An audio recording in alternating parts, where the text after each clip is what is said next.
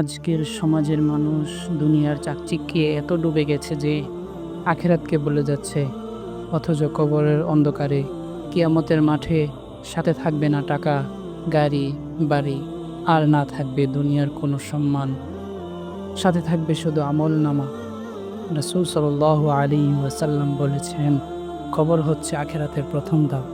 যদি কবর সহজ হয় তাহলে পরবর্তী ধাপও সহজ হবে, আর যদি কবর কঠিন হয় তবে পরবর্তী ধাপও কঠিন হবে। আজ আমরা মসজিদকে ফাঁকা রাখি, নামাজকে পিছিয়ে দেই, কোরআনকে আলমারিতে বন্দি রাখি, অথচ মৃত্যু কখন করান আসবে তা কেউ জানে না। আল্লাহ তাআলা বলেছেন, যে ব্যক্তি আমাকে ভয় করে এবং আখিরাতের প্রস্তুতি নেয় সেই সফল। হে প্রিয় ভাই ও বোন, আজই তওবা করো, নামাজকে আঁকড়ে ধরো। তওবার দ্বার আল্লাহ তাআলা সবসময় তার বান্দার জন্য খুলে রেখেছেন।